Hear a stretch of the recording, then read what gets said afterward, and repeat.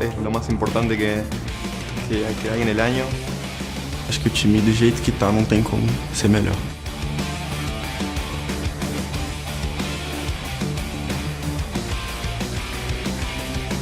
Sea lo que sea, vamos a dar todo para ganar. Jogar igual a gente sempre jogou, jogar com uma equipe. E a gente trabalhou muito, a gente vai levar a vitória para vocês. Yo creo que KBM es el mejor equipo de Brasil y que podemos ganarle. Es todo.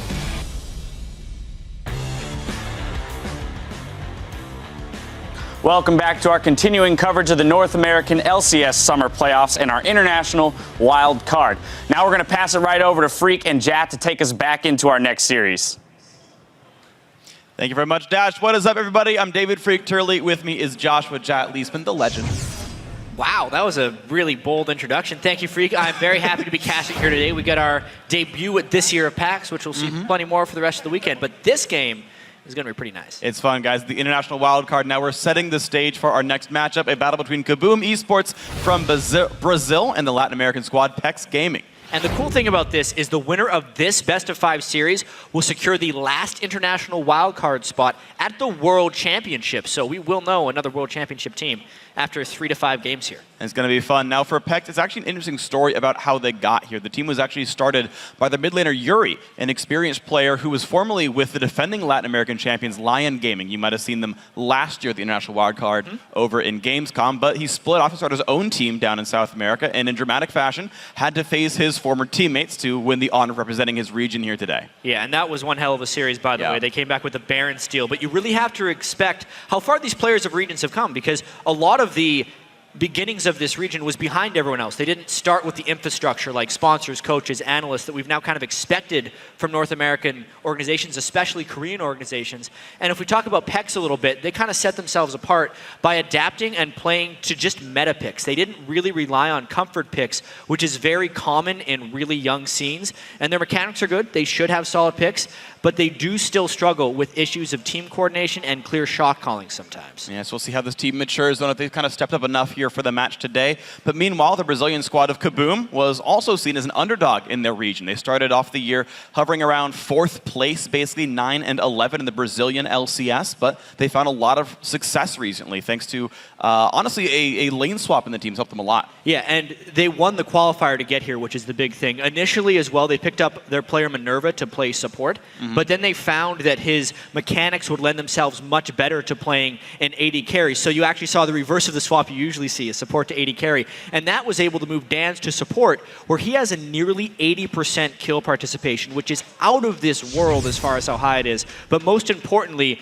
it allows him to focus on being more of a leader and provide shot calling for the team. In addition to that, KBM have very strong lanes. They've shown they can play a variety of tactics and team comps. And it should be a great series because of that. It's going to be a whole bunch of fun now, Jat. So PEX, they've had their share of obstacles getting the team off the ground, but they say all their hard work was worth it for a shot at being the first Latin American team to play at Worlds. Estar acá es un sentimiento increíble, la verdad. Siento que tenemos que representar a Latinoamérica pero de una manera muy bonita. Estos dos juegos son muy importantes. Va a ser la primera vez que un equipo de Latinoamérica tenga la posibilidad de clasificar al Mundial. Para mí es un sueño, ganar aquí sería todo el trabajo que he hecho en todo este tiempo, todo el trabajo que hizo el equipo para estar aquí y ganar aquí sería un Mundial. Así que como obstáculo más grande tuvimos ese que nos tuvimos que mudar todos para Uruguay. Como ser de distintos países, son distintas culturas, distintas formas de pensar. Eso fue lo que más tuvimos que luchar para poder ahora ser el equipo que somos. Como cualquier otro equipo, tenés que perder un poquito, fidear un poco, como para ir aprendiendo y nacer como equipo. Nosotros jugamos contra Lion Gaming en la final de la parada competitiva de Buenos Aires. Éramos como los underdogs. Pero el balón para quién va, Rafa, esa es la pregunta. ¡No te lo puedo creer! ¡Se lo robó Fragio! Rafa, ¿qué está pasando? Comienza la pelea. No sé, todo el mundo me dijo que ese robo de Barón fue el momento para poder darle vuelta a la partida. Ese momento fue único y especial para mí. ¡Su rep! ¡Te pido, cantalo, Rafa, cantalo! ¡GG!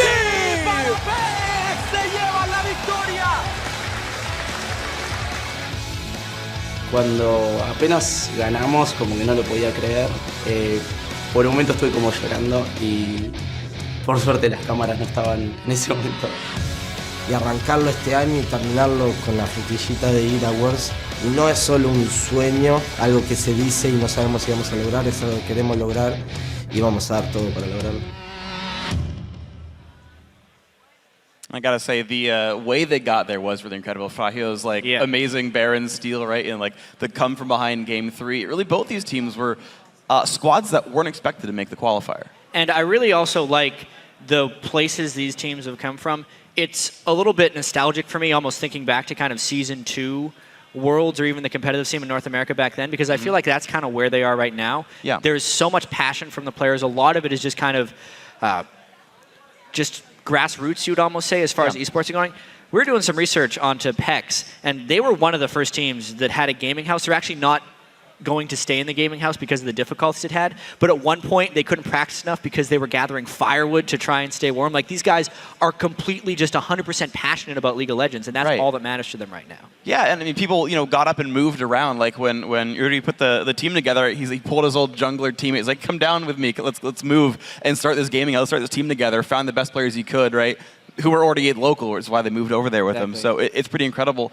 And you talked about sort of as organizations grow up and whatnot. In North America, we have Koreans and Europeans coming in and filling the rosters here. I like KBM's story because Brazil has 2 top teams where they brought in 2 Korean players each. You've got guys with pretty decent sort of Korean professional and the team K-Star has brought in Mac Noon, who's a name that a lot of people know as a coach. And they got, 2-0'd in the semifinals by KBM? Yeah, and then it was an all-Brazilian final, and KBM did wonderful there. So we're going to check out the starting lineups, of course, for this match. On the blue side, it is KBM Esports, Lep in the top lane, Danagorn in the jungle, Tin Owns in mid, Minerva on AD carry, and Dan's on support. Yes, and on the red side, it is PEX Gaming. Monterrey in the top lane, Fragio in the jungle, mid lane is Uri, AD carry is Mega JP, and the support is Bad Milk. And for today's featured matchup, we'll be keeping an eye on the mid lane for KBM's Tin Owns versus PEX's Uri. Yeah, it could be called the battle of the old versus new, in a sense. Not only is Yuri the founder of PEX, but he's been one of its star performers this whole time. He brings a wealth of experience. I mean, he's played in live events and gone up against CJ Blaze and WE because he was at WCG last year. But there is something to be said for the youth and vigor and a 17-year-old mid lane prodigy, which is what Tin Owns kind of defines himself as. He has been a driving force for KBM. He's become feared for his Yasuo, and their manager does say he's the player most likely to carry the team. And that's going to be a big thing here. I think individual skill is actually fairly similar for both these teams. Reading up on these guys, it's actually really common for South American teams or LATAM teams to play on the Brazilian server specifically. Exactly. For sort of individual solo queue practice. They sort of feel the Brazilian scene's a little bit farther ahead. But these are players who still hit Challenger in the Brazilian solo queue, for example. So obviously very good players as well. And as we talk about sort of how teams grow in practice as well, a lot of these teams will play NA Challenger teams for practice, where these guys will sort of, you were talking about sort of playing meta picks and whatnot. Like these scenes bleed over a little bit more so towards the North American scene here, because that's the practice partners they can get. But it's fun to see how picks and how sort of styles move throughout the world. That'll be real interesting in this one. There's a few kind of pockets of picks that I'll be really interested in, because if we look back to the regionals, that's another thing we have to touch on. The regionals were a long time ago. So they were all the way back to the 4.11 patch. Yep. So that was a good 4 patches ago if you're tracking live. But if you're tracking the patch we're playing on right now, it's 4.14. At the time, the 2 junglers that Danagorn played during their 9 games in the qualifier was just Vi and Jarvan the 4th.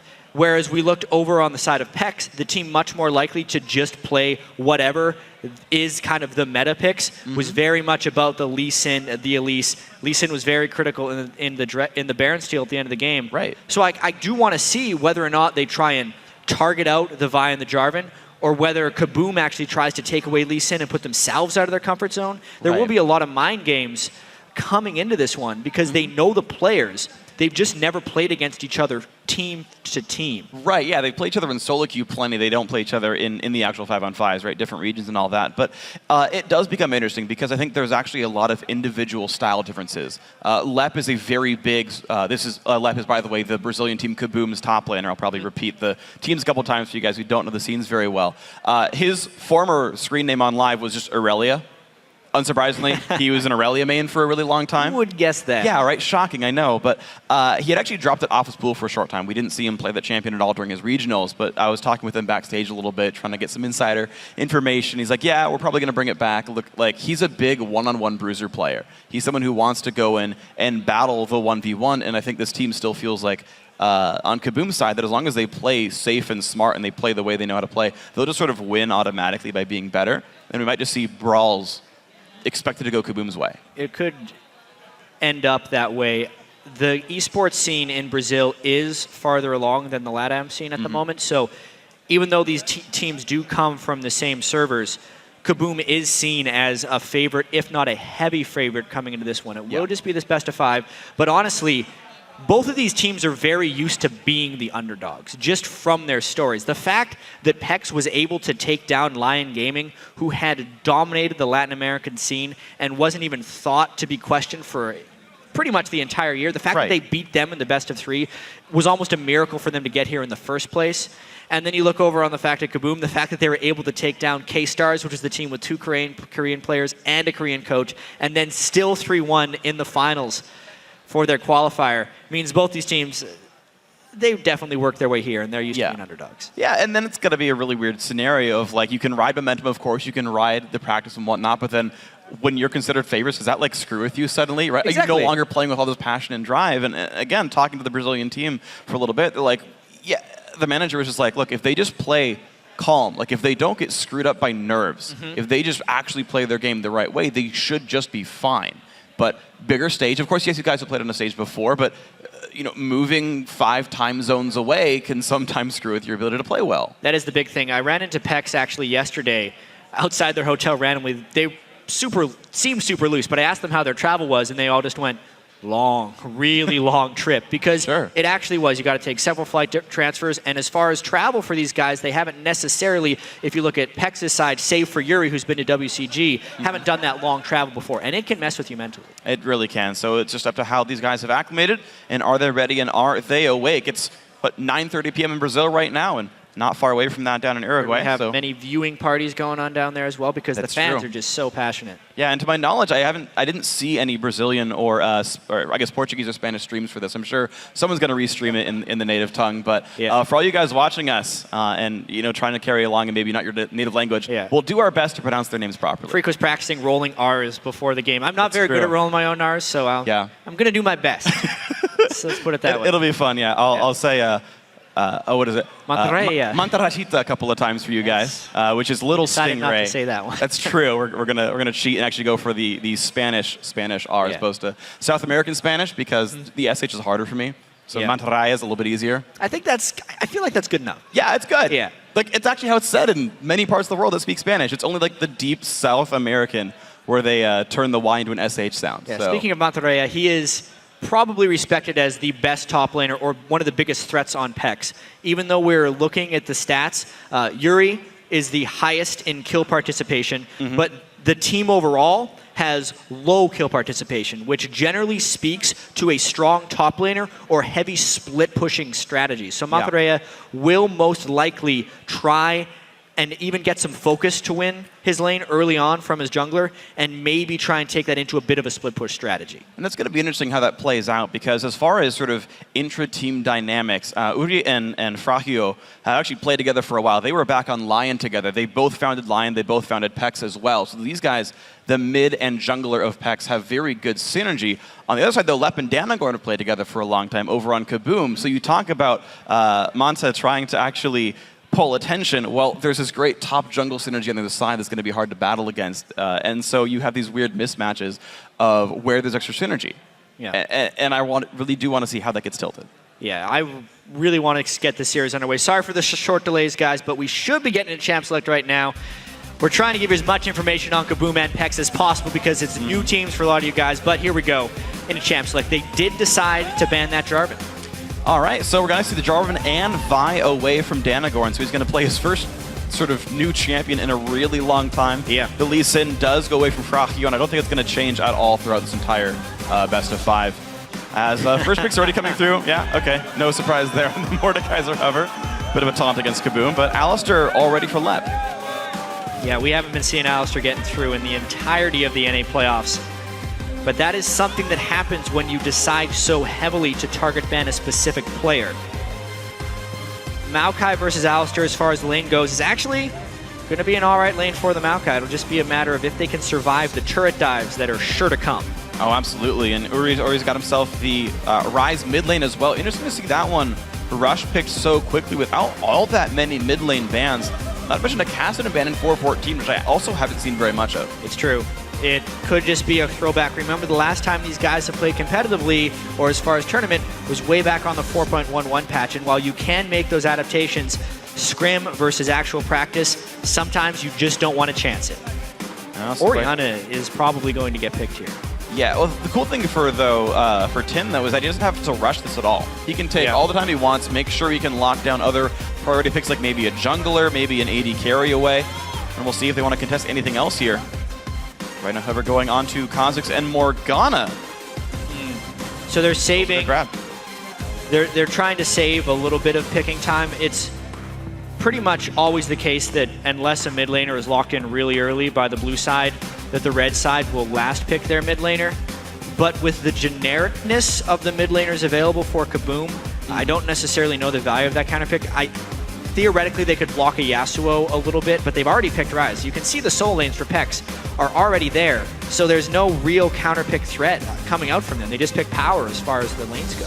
Yeah, and honestly, especially if you can sort of deny some of the picks away from these guys, it makes sense to early pick solos and force your opponent around. I know Ryze is good against Yasuo specifically, and so if you're trying to lock down Tin against that, then you have a little bit of extra power there for this one.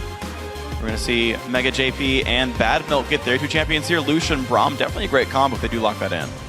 This pick and ban is going fairly similar to the scouting, where we know that PEX likes to favor the meta champions. I hate using the term, but that's the best way of describing it right now. Whatever champions are just considered top tier, they will pick, almost regardless of matchup in this case. They pick the Maokai and the Ryze right away, and then they say, KBM, bring it. Whatever you have for us, you're free to counterpick your mid lane despite being on blue side, which is what Tinones is going to be able to do to that Ryze.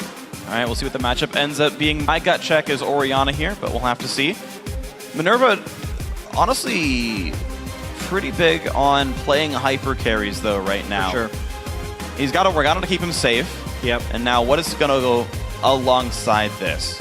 Knows he's fighting a strong laner in Lucian. If he goes for Twitch, you could always lane swap as exactly. well. In North America, you typically see people lane swap away. No, Trist will be the matchup here.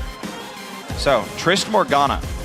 I think should be pretty safe against Braum and Lucian here. They don't necessarily have to lane swap. No. And also, as far as respect goes, the bottom lane of PEX is their least respected lane. Yeah. Especially in the finals that they played against Lion Gaming, there was very poor CS scores in 2v2 lanes by Mega JP and Bad Milk. At one point, it was a Caitlyn versus Corki lane, but it was 50 CS to 15 at one point, which was not something that typically happens in professional league. So that's they're probably going to be free to do 2v2 if they want to. Yeah, we'll see. What I take from that. I think that's a likely expectation here as well. And again, KBM coming in as believed favorites as well as I think favorites on paper, both in their minds and on what we've seen. Oh, wow. They might just want to go for the heads-up matchups there. And they're going to go for the Rengar. So interesting. See, in North America, you either play Rengar or win the game. You can't do both. We're going to see if PEX can turn that around here coming out. Hey, remember, though, this is the much longer cooldown on Rengar Ultimate. Yeah. Rengar. So the quick kills that you'd be able to pull off with him are much fewer and far between. I'm a little surprised by that pick with the other junglers available as far as maybe even Elise goes, with the Lee Sin being banned. But yeah, that's exactly. How it goes. His Elise is there. There's plenty of other good stuff, and I do want to see what ends up happening. I'm trying to think as well on these strategic synergies here for the Rengar, because it's not like the Catball combo where you get the initiation from Fog. He's kind of the only easy way in for the team. And there's so much protection as well for KBM. It's not like he's going to one-shot Tristana, I would feel. There's always the outside chance that they're trying to use it for the extra vision. But these team comps will be real interesting as far as this goes. Again, KBM definitely the favorites coming into this one with the first pick Alistair and the fact that they pretty much got to counterpick all of their lanes. I would say they get an edge as far as strategic pick ban in this champ select. Yeah. but that's why you have to play the games. Exactly. It's a best of 5, and it's going to be a whole bunch of fun. You can't guarantee who wins until all the games are played. But before we kick off the series, let's check your predictions online. According to lolesports.com, 62% of you say that KBM will win, and I can't say that's too surprising. Yeah, you can also share your picks over on Twitter by tweeting hashtag KBMWin or PEX win to the @LOLesports Twitter account. We will be tallying the votes throughout the game. You'll see them on the bottom of the screen, a little ticker that goes back and forth, depending on how much it changes.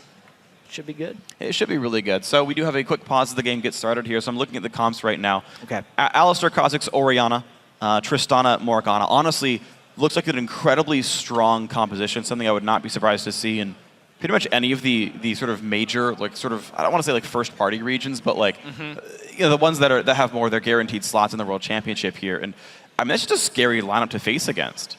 They've got a lot of utility, great engage as well. Evolved Leap plus Shockwave, for example, pretty incredible. Cowball combo if they want it. Right, and you've got a Tristana there to clean up in the back line. It's just like solid everywhere, and it's like it's an enviable composition. Let's talk about supports for a second. All right. Because Morgana's been falling off in all the Korean games I've been watching. They just don't like the pick. We've been seeing less and less of it in North America. Yeah. Right? And I'm trying to figure out exactly why. I'm sure we could talk to Crepo. Everyone is going to have their reasons for it. Yeah. I'm not 100% sure, but one thing that I could think of is it is a fairly slow skill shot, and when teams are getting used to using it, I feel like they're getting better at navigating the terrain and not getting caught out by as many Dark Bindings. But in this particular game, against a weaker bottom lane from PEX, I feel like it's a brilliant pick, and I think Dan's is going to get a lot of catches with Morg. I especially think that Morgana is going to be very effective in this matchup. My own theory is actually really heavily matchup-based, more just because I know bot lane 2v2 matchups a bit better than I know team comps. Morgana's bad against Zillion and bad against Nami, both of whom have gotten more popular, and she is great against Braum, who's gotten less popular. True. And so as far as just a lane counterpick scenario, I see her less, and teams don't like to pick into bad lane matchups typically. Yeah, there is that outside thing where Morgana rose to prominence typically as a counter to the hard engaged supports, but she is never good against like the traditional supports that you would see that would sit far at the back. Yeah. So that is another reason for Morgana's fall. As well, she got nerfed. Sure, of course she did. So now we'll see how the teams can get themselves into this game. Best of 5 here, spot in the World Championship on the line. KBM coming out of Brazil, PEX out of Latin America in general, specifically the Latin America South qualifier. There were a few nerves, let's just say, at the start of this one. Kazakhs and Morgana right here, so Danagorn and Dans, actually didn't buy trinkets when they were running out their level 1. They stopped about halfway until they reached defense, recalled back to base, and then bought trinkets. Oh, wow. So there's a few nerves going through these guys, knowing that a trip to Worlds is on the line. Well, exactly what their manager said might be their downfall here, is if they just can't quite get the nerves under control in front of a big audience here. And the highest stakes that most of these players have ever faced, the spot at Worlds for this BO5 right here. Tristana spamming some taunts for good measure. Well, they're trying a little bit of cheese right off the bat. The binding would help this. Oh, it's pretty close to the turret, though. It's not a Mega JP, decent damage, but yeah, you're right. Not even a potion lost right there, but hey, a little bit of damage lead. Lep's gonna have to burn his teleport. He tried to make the play. Yeah, they're hoping for a full face check from the AD carry. I don't even think they wanted to try Braum, because he got pretty close and they probably could have landed the pulverize on him, but they just decided not to. This slows down Danagorn's jungle a little bit because he was not able to get a point. That's true. So he's going to do what he can to get around. This looks like Rengar is a little bit ahead on the other side, so Fragio have a bit nice try. Wow, those bindings! Yep. I expect to see a lot of these. Den's obviously high skill participation on the team, shot caller. Him being able to make some plays with binding is huge boon for these guys. And you're seeing already Bad Milk being forced away. Dan's just harassing him back, saying, don't you dare. 5 gold per auto attack. Running plenty of money there. He's landing the Qs, you know, back in there, but Dan's just regenerating. Yeah, we'll have to track the CS in this lane to see how far behind Mega JP gets. And likewise, we're going to have to track Yuri versus Tinones, because Tinones is undefeated on Orianna. He drew 4 Orianna bans in the Brazilian final because he was so devastating with her in the semifinals. It's going to be tricky for Uri on Rise with 2 defensive summoners, or just move speed based summoners, to slow that Ori down. I do think it's a very good choice that he did pick Ghost, though, because getting outranged is just so difficult for Rise with the extra tools to get in. Rather important for the guy, but you're seeing good play by Minerva. You see how far he walks to the side of the lane before auto-attacking to get him back out of turret range before landing the damage. Doesn't pull any damage. And you're seeing out of potions, no Targon stacks left on Bad Milk either, and Mega JP is already almost pushed out of lane. Right, and you can see he's burning dashes just by throwing out the Dark Binding, so the mana for Lucian is also not going to last forever if he keeps freely having to juke away from this bottom lane pressure that Kaboom is presenting.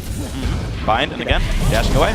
I mean, thankfully it costs no mana now, but still, like, that's on cooldown all the time. You can't use it offensively. Right now, 21 to 18 in minions, but it's already a matchup where you want to be Tristana late game anyway, so plus 3 CS is a godsend in this kind of matchup. Thank you for catching me on that one. Yeah, it's true. Lucian Dash is free. To be fair, I don't remember the cost on his Q. Yeah. It's hard to keep up with all the champions now that we're back to 2-week patch cadences. Well, luckily we're on the 4.14 patch for the foreseeable future. So Tin versus Uri right now, they are holding pretty equally, 30 to 30 in CS basically, and Tin not making any major plays. So we have a fairly stagnant laning phase, which only 4 minutes in, not that big of a surprise. Quite well, Rise versus Ori early on, but the first big gank of the game, he tried to make it in the brush. Nope. Unsuccessful. Shows himself, nothing really happens. Minerva just still spamming the joke, because why not? It is in fact a rocket in the pocket, Minerva, thank you. Yeah, look at all the attention they're drawing too here with this Trist. Unbeknownst is the Alistar in the top lane, 35 CS to 19. He's actually been bullying Monterrey a little bit up there. So all the attention that Rengar spends down here may very well negatively impact the rest of the map. And just imagine once team fight starts, a super-powered Alistar, like as soon as he gets that Sheen, it feels like he'll be really able to bully the Malka out of the lane, so that it's not something I really would be looking forward to on PEX's side. And 30 seconds when TP's back up there. Now, Danagorn, first pink ward of the map, I believe. We'll be able to watch, pushes around there. That's the headbutt and auto attack that is pretty much what allows top lane Alistar to be a bully. That's why the Sheen is so effective on him. And headbutt max, no surprise there. Oh, nice! I don't know if he predicted that necessarily, but it was sick if it was. That was really nice. Obviously, he even prevented the damage right there because he interrupted the headbutt before it reached, it looked like. Yeah, had to have. He would have gone backwards otherwise. Headbutt full res combo, a little bit of damage there. That's fine. Another dash away from the binding. Mega JP has recalled once for a pickaxe. Not too bad, though. It's an item that's worth staying on for a while. As they go again back into the lane. First recall, 16 CS lead here from Minerva. Yeah, yes, I still feel like F-Sword. I still feel like all these dashes that Mega JP is using just when a binding is thrown out, while it's giving him some safe feelings as far as dodging the dark bindings, it's really diminishing the pressure that they hold in that lane. Yeah. With the dash down, they can never go offensive, and it's even putting them at risk of farther ganks. While it's on cooldown, he can't really get that aggressive for CS. Yeah, and you kind of just know for sure on Kaboom's side that, like, there's never going to be pressure there. Your jungler's free to do whatever he wants because you shouldn't even fear Frahio for a while. And you can see now the attempted push towards his top lane red buff. Of course, Kaboom inferring the timer. Right. Well, they know where Frahio came for his first gank at level 3, so they can pretty much say that he started red buff. They know if they want to invade that, and it appears that Kha'Zix is in there unseen, but they should be able to infer that he was there. We'll end up seeing what happens here.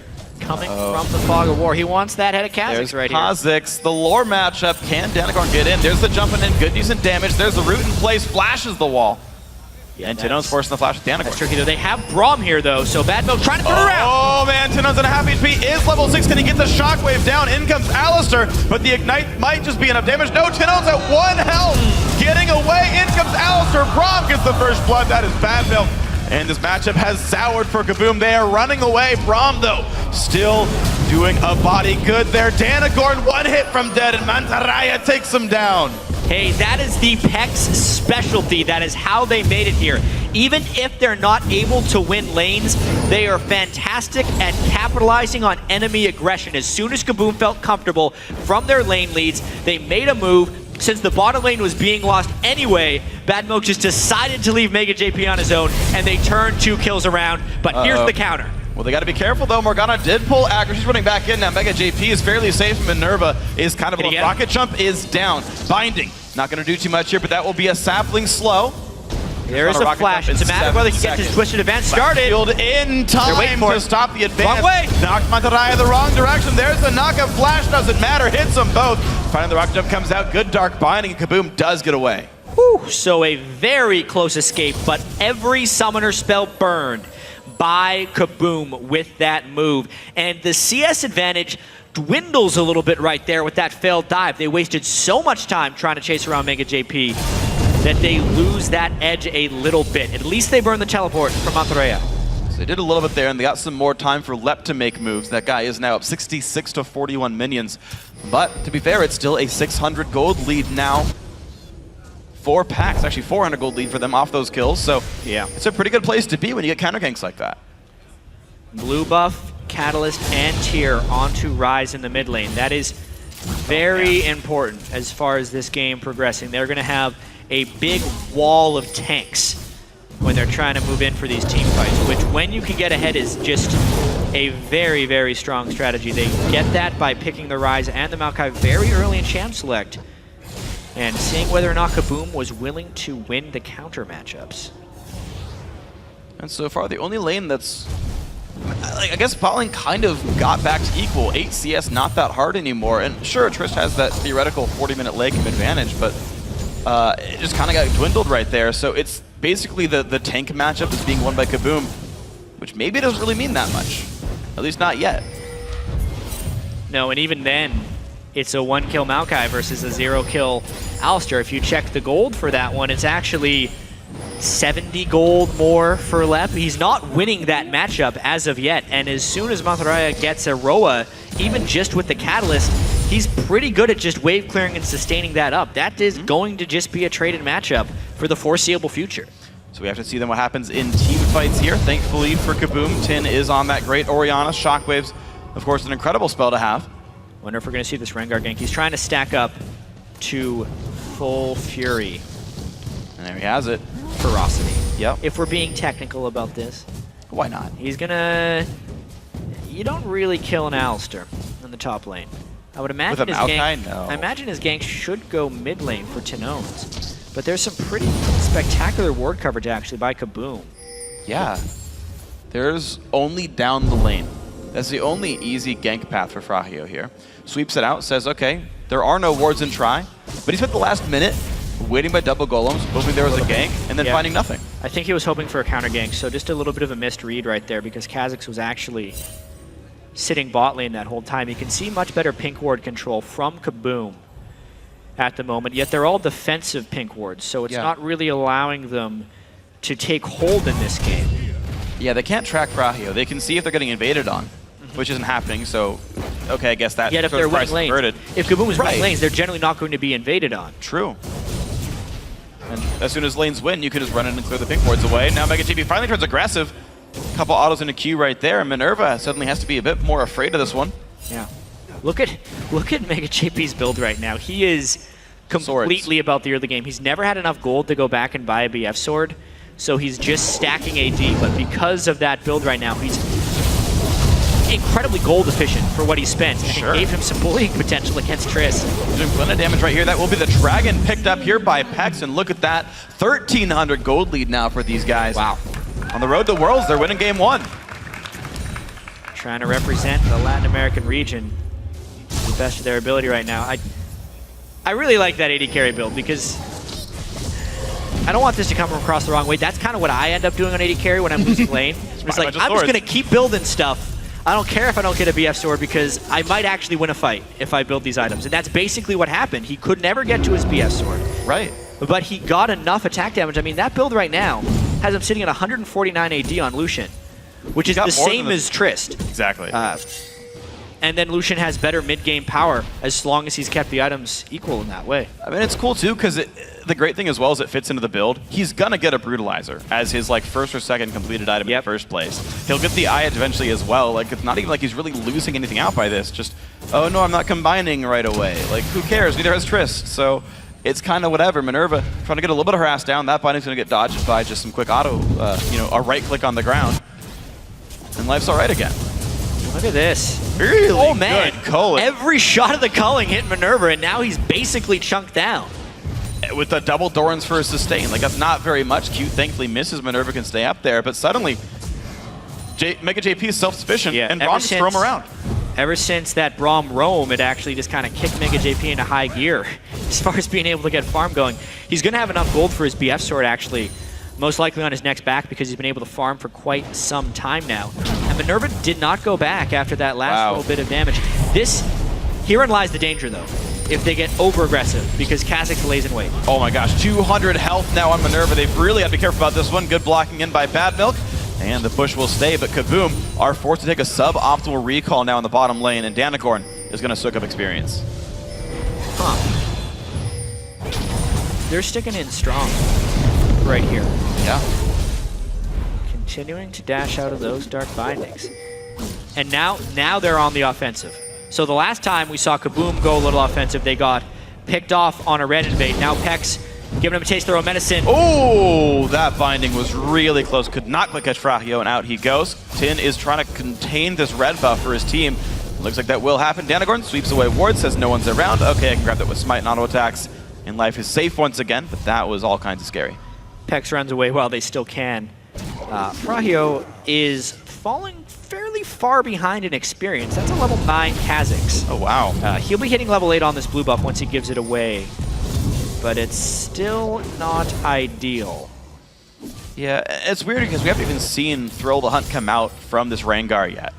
Like, you say, okay, well, maybe he's down in levels because he's been ganking a lot and it just hasn't quite paid off, and sometimes that's kind of forgivable, but here he's waiting and waiting and saying, you know what, that's actually not a gank, never mind, and that happens over and over again. Now Mantarraya wants to make his way down to the bottom lane, and they're going to go for this one. Oh, man. And they have surrounded Minerva and Dance. This is really brute force. Flash under the turret. Alistar gets the headbutt pulverized, and Lep is suddenly not where he wants to be. Ulti's still on. It's going to time out in about 2 seconds right now, and now he tries to run away. Good damage coming out. Culling coming across well, and KBM, they do walk away safely. A 5-man collapse on the bottom lane. Lep showing why Alistar's banned fairly frequently. Tanks all 5 of them for quite a while, giving enough time for KBM to support, and now it's a potentially 4v5 into the turn. I mean, Kha'Zix of all people is split pushing the top lane. This is a win for KBM in this situation because it was a 5-man investment for no rewards. Yeah, I felt like it was KBM realizing they would defend under the turret just fine, so Danagorn went to hold lane, and Lep was like, okay, I'll defend you guys, don't worry. Because he had to teleport down. Right, and it was just like a really good hold, and PEX just didn't get anything for a ridiculously aggressive move. Yeah, one will call that a good rotation, actually. Ooh, shockwave right there by Tanones. Uri's pretty tanky, though. Yeah, he's fine. Rod of Age is already done. 60 minutes in. Top lane turret goes down first of the game. And with that, KBM ties the gold back at 22,000 each. So Rengar ultimate was burned in that last little skirmish down in the bottom lane. Very, very close game. A lot of this is going to come down to the team fighting. Double Roa right now for PEX. Let's see where the stacking is on those. So we're not there really on either of them. They need about another... So Rod of Ages was just completed onto Mantarraya. Yeah, that's 10 minutes. Yeah, and it's another 4 minutes. 7 Yuri's. 2 per stack. It's 2 per minute, right? Okay, 7 minutes, yeah. Then they'll be at full power from those. Yep. A lot of time is needed from PEX, but it's kind of a catch-22 because they want time for their Rod of Ages to get big, but then if they give too much time to the Trist, Alistar, Ori team comp, they will most likely get outscaled. So they kind of need to wait 5 minutes and then go, but not wait too long.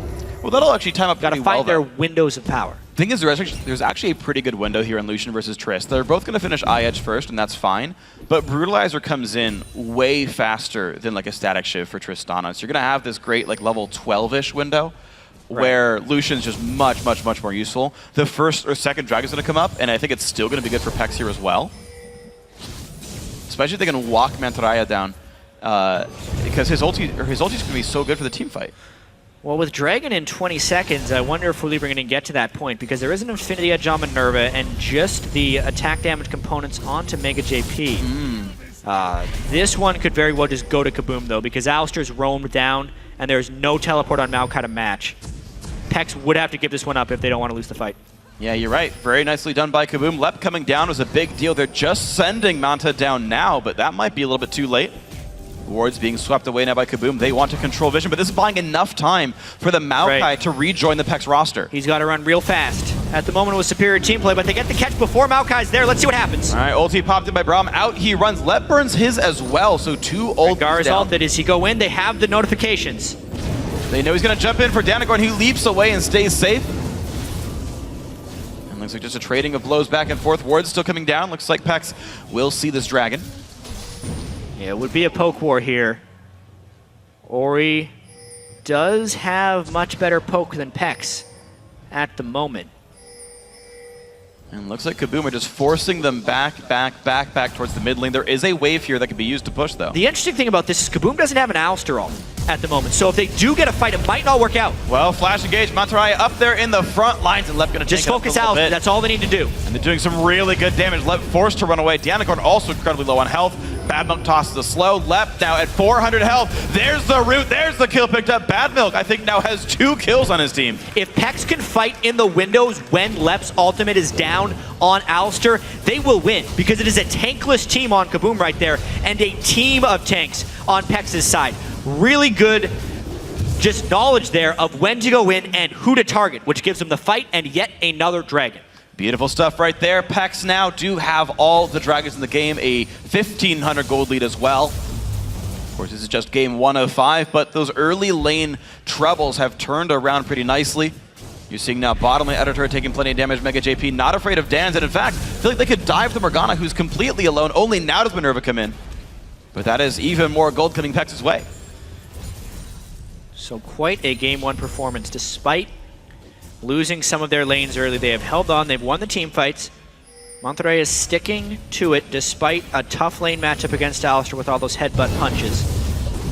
Mega JP was able to survive when Braum roamed away. It's one of the big things that gave PEX those first few kills. And now it's going to be whether or not they can pull the trigger on this edge and start getting some turrets of their own. There's got to be a decent chance of this, though. I think Archangel Staff should be done pretty soonish for Ryze. That's going to get completed as he finishes the recall. He's got the money for it. And it's weird because KBM, I just keep thinking of the story about how they're supposed to be the favorites here and what kind of game they're trying to play. They didn't do this thing where you expect to win and you play passively and you're just like, the game will fall into our lap. They went for that invade on the red buff at 7 minutes, and they got stuffed by an amazing roam from Bad Milk of PEX. And you're like, if we're the favorites and aggressive moves aren't working, what do we even do suddenly? That's a good question. I mean, I still think back to the fact that 2 players forgot to buy trinkets at level 1. Yeah. That still happens to all of us, but only when you're distracted by something. Here, though, Minerva trying to make a big play. The damage output, 1 hit to go. To Minerva can reach him. Red buff is still on. There's the kill. 1v1. KBM Minerva. Proven 80 carry power right there. That's one way to start getting back into the game. If Trist gets big, there is not that much PEX can do about it. And now they're just seeing if they can use that confidence for another play. Pink War behind him, but that just reveals the Kazakhs. And that's going to be Kazakhs who's got to be afraid, but a nice 2-man shockwave. They're going to go in. Bad Milk does not land the knockup. Moody's going to go down to the binding or the autos of Kazakhs, and that is a 1-for-1 actually, as in comes Frahio. Surprising collapse right there. Alistar a little bit farther behind. Teleport burned, however. They will be able to leverage that in the future. Now they're trying to push 2 lanes at once. 3 in the mid, Trist in the bot. And Trist's gonna have a pretty easy field day, 1v0 right here. Mid lane outer gonna go down as well, and KBM finally claw their way back in within 700 gold. Definitely all started by Minerva right there. A lot of the times that happens. We knew these teams sometimes have issues with team play. We're gonna look at this mid lane fight once again, though. A good collapse by the Kazakhs. The big thing was just the timely black shielding of the Morg as well. They try to ult to stop him. A, it missed. B, there was a black shield. They run all the way in. Unfortunately, he gets Braum stunned in the turret, so a little bit more precision there would have been a 1-for-0, but it still gave them the turret afterwards with all the pressure they created. I like the setup too. From Fog of War evolved Spike Racks, just the 50% slow. To set the shockwave up. Yeah, the Ryze just can't get away from that at all, and it was pretty beautiful. So the flank moves, the dive's still looking decent for KBM. I'm glad they are still feeling that they should play aggressively, because that's generally how you win a game of League of Legends, even though they are down 2 kills to 4. Just to go back a little bit, though, before that play, when Minerva soloed Mega JP down in the bottom lane, I cannot overstate how demoralizing 1v1 kills can be, not for the individual, but for the team. Immediately they feel pressure to do something else, and that's one of the big reasons it hurt off from there. And now Lep tries to make a play. Ultis pop by both top laners. Now Rengar in the mix as well. Can he do much? Lep's still wearing a black shield, though, means he's not going to really go down. That's a lot of damage. Takes a big chunk out from Rise. He's got to get away. Well, Yuri is the founder of the team and pretty much the guy who's involved in all their big plays. He's getting pretty farmed on Rise right here. Yeah. And will be a big threat probably for the next 15 minutes or so. Maybe even longer. It's funny, Rise hits his max items generally before other mages. So he'll have that big power spike around 40-45 minutes. It's actually pretty incredible. When we look at sort of CS at 10 numbers, you're like, oh yeah, the Karthuses, the Anivias, the Orianas of the world who take race all the time, and they're just like these AoE mages where you expect it to happen. Rise is at 10 CS per minute, which I feel like I don't see that much from Rise. Just from his laning phase being a little bit rough. A lot of times Rise are trying to survive that laning phase. Right, not thriving, where he's actually doing incredibly right here. Yeah, that is a very powerful Rise right now. So much so that there's not magic resist built up really on the enemy, and he's hitting some pretty powerful points in the game right now with nearly 3,000 mana already on Rise. So incredible stuff so far by Uri here in the mid lane. Early pick Rise, first round actually. They went Maokai Rise their first 2 picks here. So far those guys are holding up. 1-0-1 on Montaraya's Maokai, and life is good. This game is still ridiculously close. Yeah. One thing I need to be tracking here is Fragio's Rengar build. Because it's not your typical Rengar build. A lot of guys we've seen will sit on a Madrid's Razor, then go a bunch of cooldown reduction for quick ultimates. Right. Of course, Rengar's ultimate was nerfed to a point where it takes much longer to cool down, and then he still didn't go with the cooldown reduction. So he's going more of a damage Rengar build, which maybe he's going to try some type of split pushing or assassination with, but I've almost never seen that work recently. As far as the high damage Rengar, unless he's like 8-0, I don't see him soloing people that often, so he's going to be a little bit squishy if he jumps in at the wrong time. And I do wonder how effective he'll be able to be with that low CS number and the damage build. Yeah, there are a few things I'm thinking about with this. So one is they do have a dual tank line already. I don't think you ever need 3 tanks. They have Maokai, they have Braum. So as far as a durability from a team standpoint, I understand squishy Rengar. Yeah. Now, he has managed to get to the point where he's actually out-leveling Danagorn. So he has been farming more recently. Yeah, you can and see maybe that with build's going to spike up. The Pharaoh Flare transform. Right. Is one big moment. This next dragon will be so telling. Teleport advantage is on Alistar, though, so it makes it a little difficult. Monteraya needs another 25 seconds before he could counter a teleport, or he just needs to stay close to Alistar. He is doing neither, but the dragon is not immediately getting contested right now. Yeah. I don't feel like Kaboom has the timer on the teleport from Maokai. It seems not. It's up in about 10 seconds, though. Fragio also burned his ulti, and I don't know if anyone got notifications from it, but that is on cooldown now, and Kaboom now starting this one up. Pretty bold dragon. They haven't swept, and they have no pink ward. So they're doing this right in the face of PEX. It's going out fast, though. Let's see Rengar. They're going to take damage pretty soon. There's a flash and steal from Fragio, and he's going to be going down, but the dragon is still theirs. Now, can they get much more? Danagorn on the chase. Good knock up there from Braum to keep him safe, but Danagorn goes in anyway. Mostly squishy. There's the headbutt, pulverize, engage. Mantaraya goes down, and Danagorn is going to be getting his second kill of that fight. While the steal is nice, unless it is coordinated with an initiation, it only leads to chaos. 2 deaths, and now their turrets are at risk. And it's going to be mid lane tier 2 going down right about now. Tristana, Shiv, Infinity, engage, Shockwave lands. Hootie's got to run away. Can he stay alive? Looks like maybe, but in goes Tin with the Ignite as well. That will be the kill picked up by the Oriana player from Brazil, and that is the tier 2 turret going down. Some big playmaking coming in from Kaboom right there. Flash to Alistar combo into the Shockwave, and a whole bunch of damage goes down. Let's check that out one more time. You can see with the black shield, nothing to stop the Alistar. They throw the shield on, they get the Shockwave. It only sucks in Yuri because of that nice flash from Mega JP, but it gets the job done. They get the kills, kill, and the turret. Yeah, Bad Milk Force flash away, and down goes the rest of everything else. So, KBM clawing slowly back into this one. 1,700 gold only.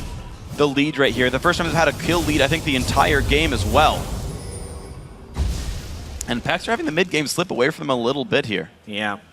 I wonder if it's going to be a little bit too late for them now. You can see the damage items being completed onto Lep. You can see the static shiv onto Minerva, so the little brutalizer jump that Mega JP had may be getting bypassed now by Minerva's Trist. Yeah, this is where it starts to get really difficult. Navigating teamfights like this, champions like Orianna and Kha'Zix and Alistar are really hard to play Lucian as, because you're always close to them, you're always in range of their incredibly debilitating CC. Whereas Minerva's like, I can outrange a Ryze, that's like free. Very true. Matic Resist being built up onto Rengar as well. Make it very hard if he tries to dive Tristana. Good rotation there to get the turret though, keeping the gold pretty even. They're going to probably try and work around the Baron Pit a little bit for vision, but they can't exactly force just because of the strength of that Orianna plus Alistar combo. They're on very unsteady ground right now if you're PEX. Yeah. Feels like KBM has the momentum back. Yeah, PEX needs vision pretty badly to not get snuffed out by these incredibly good engage combos that we've seen now multiple times here from KBM. Pink ward's going away, so the attempts to control vision, not even getting to stick around very much. Dan's ward's a bit more gold. McKill's Crucible now on him. And yeah, I feel like KBM can play a lot more secure now. I think that the sort of frightful part is over. Now that they've shown they can win fights multiple times, they're up 4 turrets to 2. They're not in any immediate danger anymore. They keep backing for these different times, and they've kind of given away 2 turrets. They're just outers, but it will open up the map a little bit more. PEX gotta be a little bit careful though. Oh, the turret does go down. 500 gold goes over to PEX for that one. Lep rooted in place, never mind for that one. But Danagorn goes in a bit by himself. They do find Flavio though. Doesn't go in. Yeah, tremendous amounts of vision will be given by that Rengar ultimate for him, but he was using it as a defensive mechanism. You can really see that Rengar starting to fall off a bit of a cliff as far as relevancy. Whereas Danagorn is becoming more and more potent. The vision control granted here by KBM is going to be pretty key. See how many wards they can get down. They pretty much just have the Sightstone from Dan's. No one actually packing wards with that invade, so they don't get as much vision as they would have wished, but they still control the blue buff, and that should set up a little bit of split pushing for Minerva's Trist. But you're right about the ward control, though. KBM are back down to only 2 pink wards on the map. They're trying to find this pick, though, onto Ryze. He pops the ulti to get away. Binding, not quite going to land. And out goes Uri here. But only 2 pink wards. Dragon control not required just yet. Baron, though, only a single green ward. And they're going to have to restock. Quite a game here, though. PEX definitely showing up. Just winning that best of 3. Sometimes you just like to smash the ground on Alistar. It feels good. So it's a good stretch. Cool the warm exercise. Yeah. You just wanted to trample around. Thinks it looks cool. Bad move sweeps it away. Unless PEX gets some type of miraculous initiation, they're going to be hard-pressed to win this game. The power of Tenon's Orianna at this point in the game may be a little bit too great, especially considering how grouped PEX is going to be around the times of their initiations. Ryze, fairly short range. Maokai and Rengar kind of go together. Braum likes to follow up. Yeah. Tenons should hold a lot of control with his shockwaves. So the gold isn't really indicative of how much momentum KBM actually has here. I actually agree a lot, and I want to touch back to a point you made earlier in one of the first Dragon fights about how PEX would love to fight around Lep's Alistar ulti cooldown. Right? But if they never force fights, yeah. Right, and the thing, right, not only do they not have very good hard engage, but even if they were able to force the fight, they can't, like, run away from Alistar or Orianna and, like, come back in. They're also short range, and the engage is so darn strong from KBM. And PEX is very all-in with their initiation, so they don't really have the tools to force an Alistar ultimate, disengage, and re-engage. They just pretty much engage and hope it works. Yeah, so Lep only building his first defensive item now. Looks like a Guardian Angel, potentially, off of Trinity Force Static Shiv. So very headbutt trade focused. Dragging back up, you can see PEX has lost all control. They're just trying to get some vision around the Baron area once again. They could make a really drastic move and try and rush it down, but it's going to be right on top of Pinks. Wow, it's right on top of a Pink. Literally on top of Wards, but KBM thought that was going to be too bold. They had went towards the bottom lane. Now they're coming. Lev will be in there, but the team might not be there in time. They hit Baron. They will hit Baron. That will be PEX's Baron. Smite it up. And here comes the engage. Lev's ulti is down right now. And can they find more? Yuri goes in. Tino's forced to flash away. Will they find any more engagements? Monterrey in the front lines. And down goes Lev. Beautiful shockwave to buy some time. But there comes Yuri trying to take that 10. He will trade 2 for 1 plus Baron for PEX. Wow, so PEX seems to pull a rabbit out of their hat whenever they need to find a play, and they're still getting a little bit pushed back. Minerva jumps in. Nice bind right there. Minerva has all the focus onto him. Can he find it? Mega JP says, don't you dare. Tries to take him down. Flash comes in. Another root goes for the Maokai here. Danagorn gets stunned. The dive on in. That will finally be the kill of Mega JP. Make that a 3 for 1 plus Baron for PEX. Yeah, and Baron will remain on 4 members of PEX. Holy crap, Freak. We were saying the only thing that will allow PEX to win is if they can somehow burn the Alistar ult and then get a fight. And lo and behold, the Alistar ult is burned while the Baron is there. They get the Baron, and then the fight starts. Lep is a non-factor. He cannot create Ori Ball combo help. Everyone is on the retreat. It was a great shockwave that Chinones lands, actually. If we watch it right about here, he moves into position. I think he hits... How many does he get? 3 full people. It slowed them down, but because the alley ult was down, because Yuri was flanking around the back, it wasn't enough. And then KBM is still playing with a fair bit of confidence. They did try that re-engage, got it almost a kill back, and Tristana is getting stronger, but holy crap. PEX is pulling at all the stops here. And hey man, when it's all down to this, you get upset wins your entire way to qualify. Why not make an upset win to get to Worlds? And so far, so good for PEX right here. It does pose questions to me though for KBM's mental state, because you know you are in a 3v4 against a Baron buff, and they chose to chase. They were feeling real confident with Minerva's strength though. Trist is getting rather strong. Yeah. So I think they were just holding that confidence in there, and they very nearly turned it around. So, plus there's that added need. If you see Baron buff on people, you want to kill them right after the Baron, just try to get it back right away. Yeah. Doesn't always work that way, though. Didn't happen just yet. PEX now 600 gold in the lead. Doesn't mean too much. It's more been about how the teams are fighting. And right now, PEX have found the better ones. Back to a kill lead as well. And they're going to look down towards his bottom lane. Thing is, the wave's not in their favor just yet, so there's no immediately created pressure. Any moves here will be telegraphed by the fact that the minion wave will see them. One really unfortunate thing that is kind of adding to Rengar's irrelevancy as this game moves on, he only has 2 stacks on his Bone Tooth necklace. So he's actually getting almost none of the bonuses that you would normally see at this stage of the game from the Rengar. It's rather unfortunate. But this Maokai, getting a little bit bashed around, but is a little bit stronger than Alistar in the duels at this point. Yeah, he was winning those battles pretty heavily right here. And it's going to make life a little bit easier when you're Monterrey here in the top lane.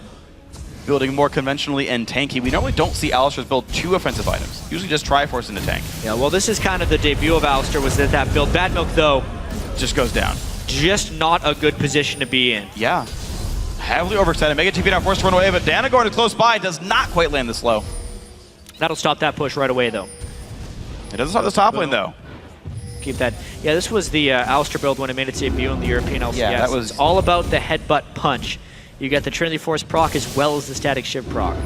Yeah, but any kind of build like this, as long as you're the better mid-duration fighter, like you deal with the burst and engage anyway. Right. Yeah. And then there's like literally 0 follow-up with no tank stats to back you up. And so Maokai, who can withstand the damage and then throw 3 spells back in his face, it makes sense he would win this fight. It actually makes me wonder how much Lep knows this matchup specifically. Because I feel like every time you fight this battle, those item builds would turn out this way. Well, remember, Danagorn and Picks and Bans was heavily targeted. So you almost always will see an Alistar ban, as of recently, from the red side team to prevent the first pick. So a lot of the time, you're just kind of picking Alistar because it's up, not necessarily because you have a strategy built around it. Maybe what happened here.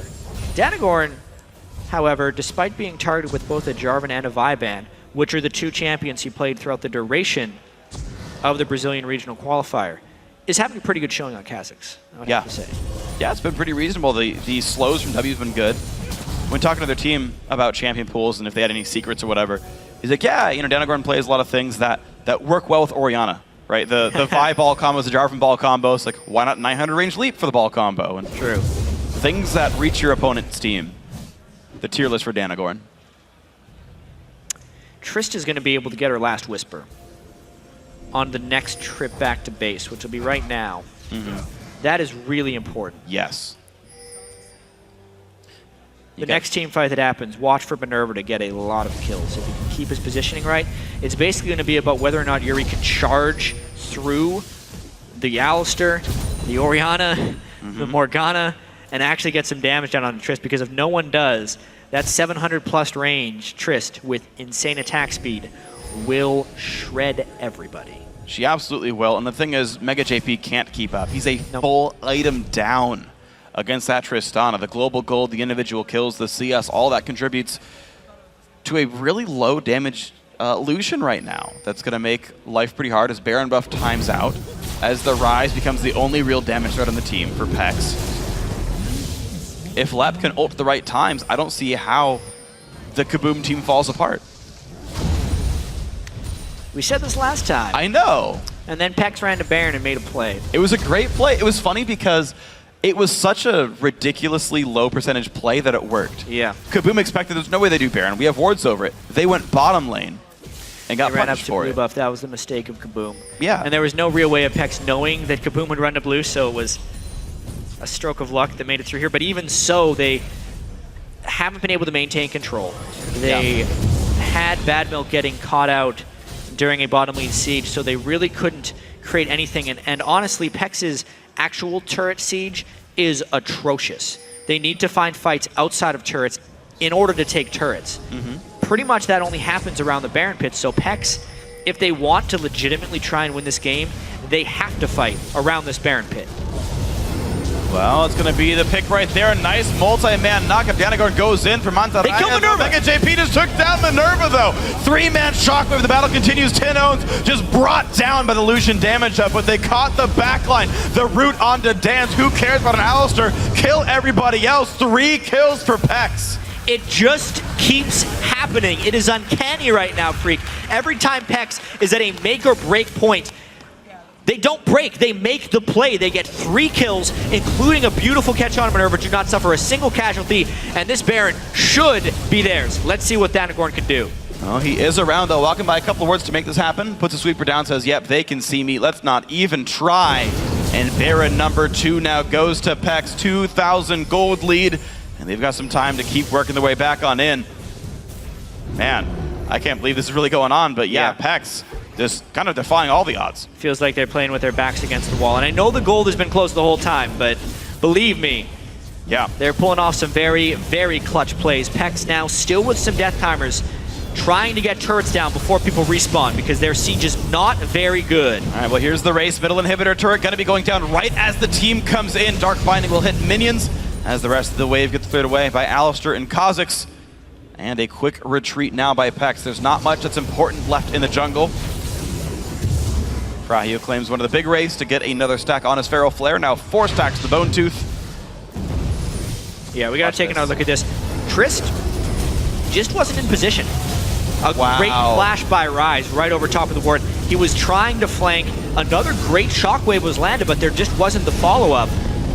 Tanones get bursted down again by Mega JP, who when Lucian gets his mitts on you, he still bursts down a lot of damage. It's kind of the name of the game for PEX. If they can get into range and pick their own fights, they're able to win them. And I mean, keep in mind the item disparity between Minerva and Mega JP is a Last Whisper, which doesn't matter when you're hitting a Tristana who doesn't have much armor. So, you know, it's all kind of a relative item lead. It depends what you're really battling against there. Didn't matter in that case. Also, another kill that was granted basically by vision control.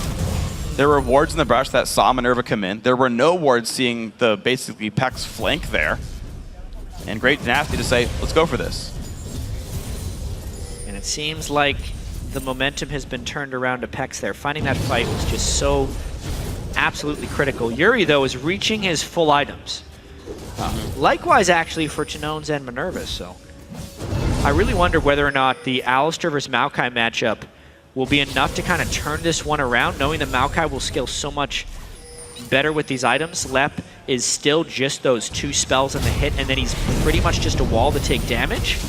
Yeah. Whereas Monterrey can do a lot more on Maokai. Now with the Thornmail, they're really trying to neutralize the Trist. And they're not respecting the Alistair as an actual threat. They don't seem to need to right now. Defensive focus now by Mega JP. Guardian Angel picked up, not a Last Whisper to break down the front line. Does not seem to care about that at all, as you mentioned. The disrespect toward the Alistair. Lep 0-2 and 3. High CS, sure, but maybe it doesn't even matter. And PEX, as you say, with control. They're going to push all the lanes in. Maokai splitting towards the top side. Defensive itemization by Mega JP as well. They're trying to make everyone a non-ideal target. You can see Rengar also changed his build path almost immediately. He went for Cutlass, immediately went towards Tank. Everyone on that team is hard to kill. So as long as they can get some nice target prioritization onto either Tinones or Minerva, that's their strategy to win the fights. They all build Tank, they take out the damage dealers as quickly as possible, and then they try to win. And here we go, flashing on Minerva, but he hits back. Minerva does a whole bunch of damage. Good flash from Mega JP to get away from the shockwave there. Yuri forced away. Middle inhibitor not taking a single scratch, but maybe KBM wants to re-engage. And in fact, they do. 3-man pulverize. The bind finds Lucian. Mega JP 2 hits from dead, but he's got a GA. Mantaraya now in the front lines. He's going to tank it up, and they take down Danagorn, but trades his own life for it. The knockback away, but Dance will fall. So Mega JP damage. wants this one. He's still got the GA. He cannot go down 4v4, and it's control over the inhibitor.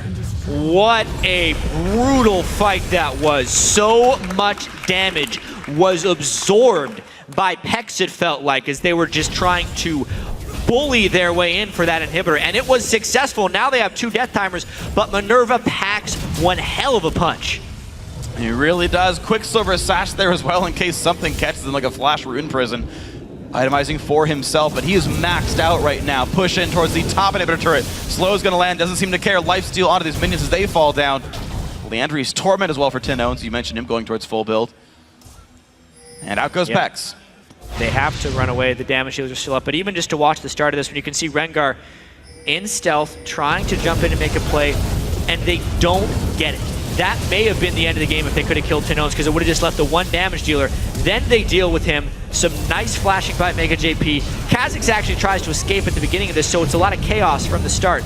And here, a beautiful pulverize by Lep, but not necessarily the follow that they needed, because all of their previous spells have been burned on PEX's initiation. And then you can just see the amount of damage absorption that happened for Monterrey. It was just almost enough to turn it around. And because of that rune prison, Mega JP was able to finish one off. Another half second slow or fast by one person could have maybe even ended the game. And you mentioned the fact that Minerva and the rest of the team couldn't easily follow up on the roots and all the stuns that landed on Mega JP. That's the rise factor. Like, you can't run past that champion as an Orianna or a Kha'Zix or a Tristana and not expect to die. Interesting as well. Yuri actually goes Abyssal Scepter with his last item. He had a Blasting Wand. I thought he was going to go towards a Void Staff. But here, if he goes in with the Maokai, they can actually kind of combo their damage together a little bit. And it gives him a little bit more shockwave survivability if he wants it. So, well, you consider his targets anyway. He's sitting at 357 AP as well, which honestly, people underestimate the AP ratios on Rise, but he is getting a fair bit of damage from that AP, considering how quickly he throws out his spells. Baron up in a minute as well. PEX does seem to have control of this one now. And now can they close it out? They're up about 7,000 gold here in game 1 of 5 as the lanes continue to be controlled. And do you want to see what ward control ends up looking like? Right now, decent defensive wards from KBM. They can see part of their jungle. PEX trying to control the outer lanes right here, though. Looks like tier 2 going to be under fire. Can't shake that turret, finally does so. This is why I love League of Legends. All these games are so unique, even though it seems like this Ori Trist is going to take him down. If you just make the right plays at the right time or capitalize on a mistake here or there, you completely change the complexion of the game. And that's what PEX has continually done throughout their qualification process.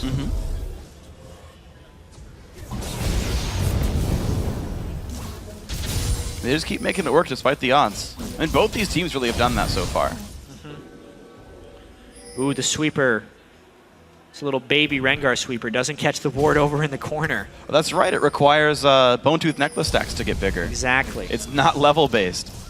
That's why sometimes you'll see a Rengar who's really far behind actually just sell the necklace for a regular sweeper.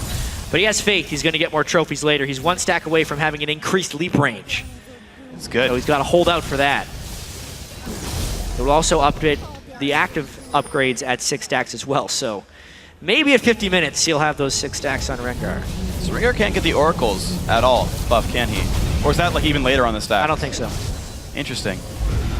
Well, there's the engage. Black shield and shield on a Lep, and there Stolen! comes the battle. Wow! Lep steals Baron, and the battle has begun. Danagor forced away. Monterrey in the front line, and who's going to be in the way for Minerva? He is kiting back for himself. Lep in the front lines as well, slowly taking down damage. Bad Milk stopping Trish from helping that one at all, as Rengar trades his life for the Alistair kill. Monterrey goes down, though, and it's a 2-for-1 so far. Sorry, 2-for-2, Yeah. as Dance has also died. 3v3 with Baron up. 2 completely different fights were going on there. Tanks versus damage, and it was completely split. But the Baron steal by Danagor may have just swung this ridiculous game back yet again. It didn't necessarily impact the fight that much, but this fight it does, because the regen they have gained from that Baron buff is allowing them to continue pushing. And that means the middle inhibitor turret has gone down, and suddenly KBM has equalized the turrets in the middle of the map here and brought the game back within 5,000 gold. They're going to get some buff steals as well, and there's really no way to tell who's going to win this game. It is just so crazy. So as you can see right here, Kha'Zix leaps in and just blind smites it, basically. They had that ward, remember, because the Rengar couldn't sweep that corner. Shockwave didn't even land that well, but Tanone's just staying controlled right here. Taking down the squishy target first, and then Tanone's and Danagorn are able to get the isolations on the Monterrey and finish him off. Definitely feels like PEX needs to stay together, as unintuitive as that seems against the Orianna, just to maximize their team play.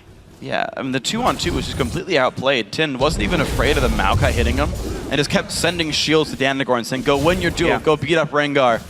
We'll get Maokai afterwards. And the young 17-year-old doing great work for KBM here. 4-3-5, 472 CS, now full up on items with the Zhonya's Hourglass done. They're basically in a game where there's not much left to buy for these teams. The gold lead's not going to mean much before too long. But you know what? As crazy as this game is, doesn't this also have the potential for the head of Kha'Zix, or the 4th evolution on Kha'Zix as well? Yeah. I don't remember exactly how that works. I think you need 14 Bone Tooth stacks. Yeah, I think the Rengar would have to get 14 Bone Tooth stacks in order to trigger the exact event, but that could actually happen in this game, as crazy as it sounds. Yep. If PEX could win a couple fights and actually get some Bone Tooth stacks coming out here, because Minerva is shredding down that inhib. They burned the Alistair ult early, though. They might have a re-engage plan. They'll get the inhib. There's the engage. Can they make the fight happen? Fragio forced away, but there's Monterrey in the front line. 3-man Shockwave, but Mega JP is safe. Maokai taking all the damage, but staying alive anyway. Puts the root down, takes the damage. First kill picked up. There's the reset. Forced a flash away from Rengar, and the battle continues. Lep taking shields to stay alive. Tin owns still there with the rest of the lineup there. Blue Elixir on as well. 5v4. If even Maokai dies against this KBM team, it's going to be tricky for PEX to come back. Minerva just continued to hammer down on him with that full item Trist again and again and again. And they get the inhib and the fight win. Even if it was just 1 kill, it was enough. And the top lane tier 2 easily picked up there as Alistair pushes the wave in. 40 seconds of no top laner in the Baron buff on a few of these guys to make the regen happen. 30 seconds left. There's basically 1 wave extra that KBM can use. Baron buff times out as Maokai respawns for this short window. Can KBM get the inhibitor? Minerva's so hard to kill. He's got the Bloodthirster shield as well as the potential shield from a 500 to 600 AP Orianna. And Monterrey is still dead. This second inhibitor is indefensible. All right, it's going to go down, and there we go, guys. 52 minutes in, 2 inhibitors go down. KBM finally wresting control back one more time, yet they're still down 2,000 gold. All right. Yeah. 52 minutes in, it feels like KBM is again assumed control. So PEX, back against the wall. This is the part where we have to craft some elaborate thing of like what PEX in a crazy world could do to actually gain control of this game, and then they're going to go do it again. They are. Is kind of the pattern we're following here, but with 2 inhibitors down, and Baron as well not responding for quite some time. they are running out of options for winning the game. Base race in the laboratory with a candlestick. Feels like it at this point. I mean, this will be a tough loss if PEX ends up taking it, and I wonder how it's going to swing the momentum of the whole series, because I feel like they had about as many lucky things go their way, aside from the Baron steal, obviously, in this game as they're going to get in the series. And if they can't win this one, when are they going to win? I feel like if KBM wins this game, they'll kind of get over their nerves. I think they'll make fewer mistakes in the next game, and they may even just take a sweep here. That's my honest opinion right here, because KBM just seems like the stronger team who just keeps getting outplayed in these very specific situations that I do not think will happen 2 to 3 games in a row. I tend to agree. I think it's been a pretty fortunate road for PEX, but sometimes teams just have X factor at certain events. That's true. Things work for them so many times in a row, and it's just the event of their lives. That could be PEX right here. With 2 inhibitors down, they have to fight immediately, otherwise the super minions will push them off and they'll lose all 3. And there's no easy way, of course, to force KBM to fight. You're going to engage through a shockwave, through well, that's Morgana Rengar all Black burned. Shield. He throws it into a Banshee's Veil.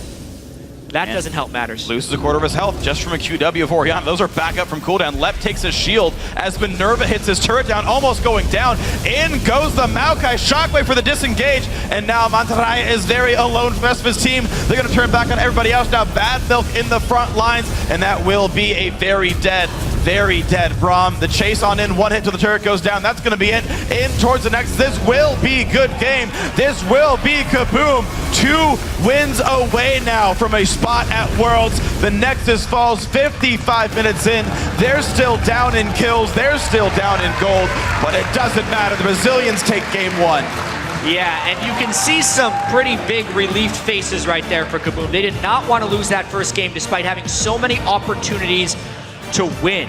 Eventually, Minerva got strong enough on Trist. That's why they moved him to the role, so he could play the hyper carries and let his mechanics carry the game.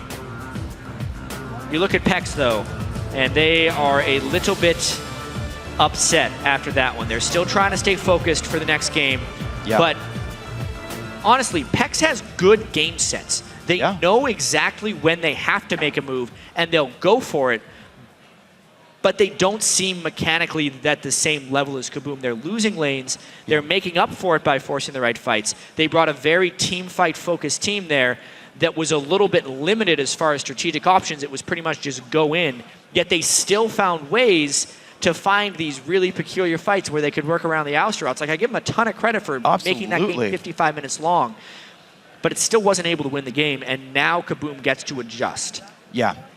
And KBM gets to adjust. They get to keep their laning phase victories. They get to basically crispen like your first 2 dragon fights, and like that could just be the game plan you go in. Dignitas talked about it a little bit, right? You go into the game with your early game plan, say focus on these 3 things and make it happen. And just the easy conversions, don't go for the risky plays, maybe the red buff invades. You know, when you don't track the Braum roams, right, can really backfire. But Dragon, like, everything's accounted for. It's like, bring 5 people, they'll bring 5 people. Yeah. Be ready to team fight them. Great, that's not too hard. And that can just be it. You kind of deny the X factor. You don't play these random situations. You don't allow the steals. You headbutt the jungler away, any kind of things like this. And that feels like it's a little bit more secure. Now, for PEX, as far as what they need to do, I feel like there's these, I don't want to say it's easy, because obviously it's incredibly difficult, but these like next steps that are there. It's like ward coverage. I did not see many pings come out from these guys. I did not see them keep vision control. And because they're so smart, it seems, if you have the information to make better smart choices, you can just keep outplaying them. Seems like they're very intuitive. Yes. Based on a lot of their moves. One thing I will have to mention, though, is when you have a game where you get the first 2 Barons and you still lose, it's not good. Yeah, right? First Blood. I think they got 1 or 2 of the first Dragons. Yeah, they got the first 3 kills. They definitely got 1 or 2 of the first Dragons. They definitely got the Baron. They lost out on a lot of vision control and just late game team comp scaling. It wasn't quite there. You know, Ryze hit his max items, and then a little bit later, the Alistair, Orion, Trist managed to get to the same thing. They're able to push through, but just, I don't think you get those things to happen multiple games in a row, because if you're getting, you know, the counter kill in your own jungle, right, 2 of the first Barons, early Dragons, and you're still losing the game, it's hard mentally to be like, all right, guys, what do we do next time? Maybe if we could just get that, oh wait, we got all the things we needed, but we still didn't win. It's really going to be difficult for PEX to come back here. All right, we'll see if they can do that here in the next couple of games there. While there's a quick break in the action, now's a good time to send in your hashtag LOL big plays to us at LOL Esports. Keep those coming because it's going to be a whole bunch of fun to watch them tomorrow. But for now, I'm going to send it over to the analyst desk for an in-depth look at KBM's first win.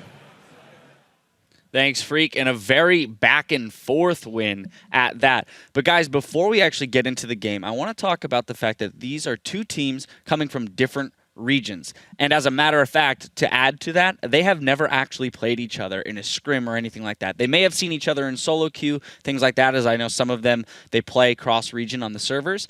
But as a team, they've never actually competed up against each other. That's got to play into a little bit of the unknown when you're walking into a very high-pressure situation like this.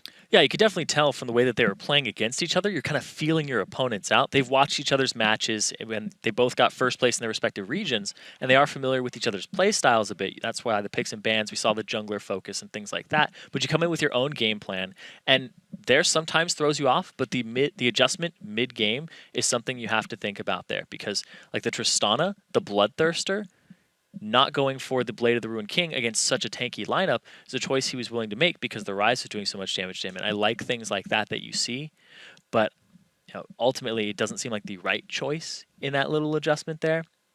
But back and forth, I do think that it plays a huge factor. Like, you have to be able to play against these guys and figure it out. And I think that game right there, I think the games further on are going to have lower average game times because you're feeling your opponent out. Of course, you can always look back at people's VODs, things like that. So it's not like they haven't had the opportunity to dissect team play and things like that. But Pobelter, how much of this first game can you kind of chalk up as a player on one of these teams to we were feeling them out? Like, we're not entirely certain what they're capable of. So it's more of a learning game, and we're going to move forward from here. And then how much of it is like, oh my goodness, what are we up against? After seeing the result of that game, how do you proceed? I think that both games kind of took it that way. We didn't really see any out-of-the-box picks from either team, and so I think they were just both playing standard, both getting a feel for their opponents. I think KBM should feel really comfortable. They made so many concessions in that game, but were still able to come out with the win in the end. So I think that they're confident in their individual ability to just drag the game out as late as they can. If they make some mistakes, so be it.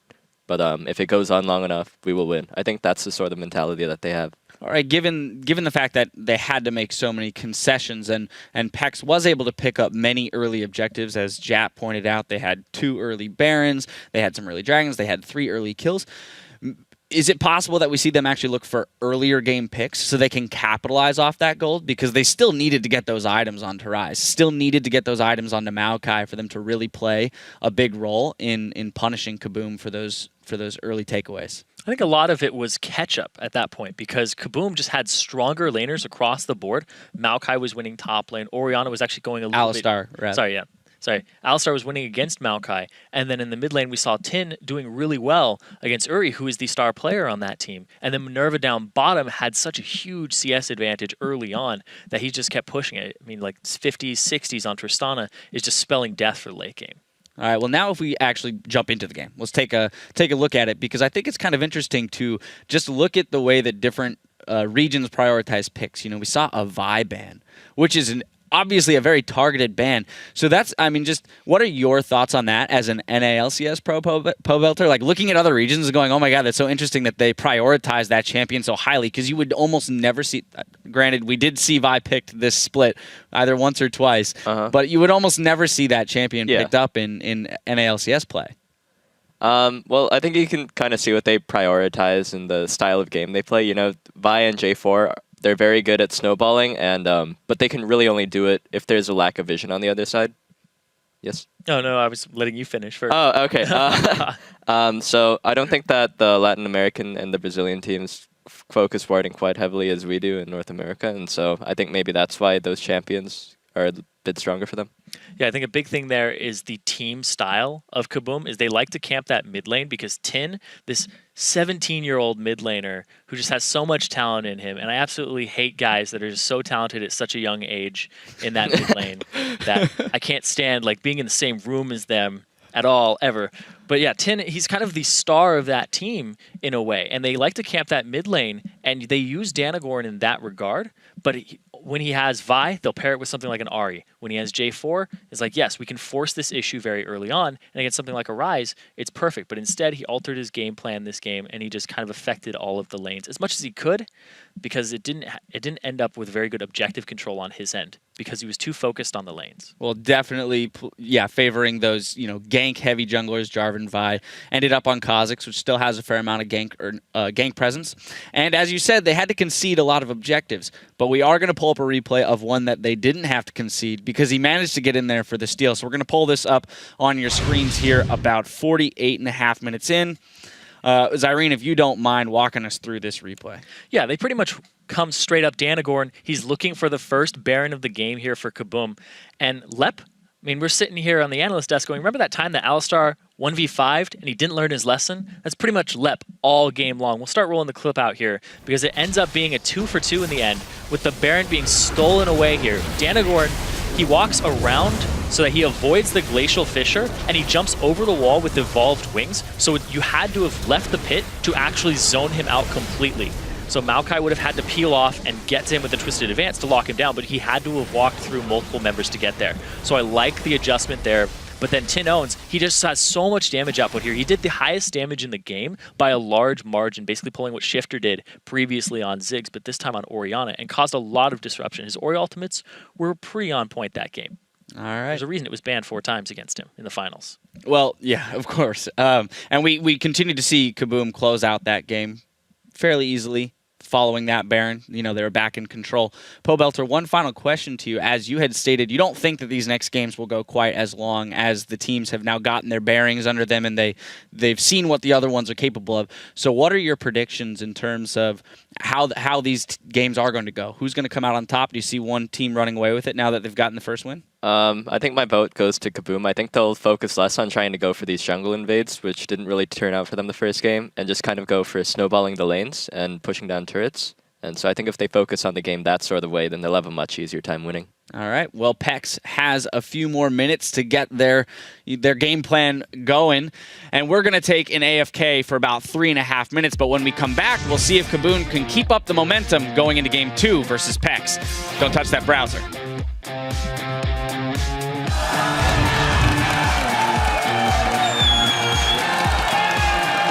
Let's see Rengar. They're going to take damage pretty soon. There's a flash and steal from Fragio, and he's going to be going down. Raya in the front lines, and down goes Left. Beautiful shot to buy some time, but there comes Yuri trying to get 10. They caught the backline. The root onto Dance. Who cares about an Alistar? Kill everybody else. Mega JP, 2 hits from dead, but he's got a GA. Manta Raya now in the front lines. He's going to take it up, and they take down Danagorn. They're going to turn back on everybody else now. Bad Milk in the front lines, and that will be a very dead Braum.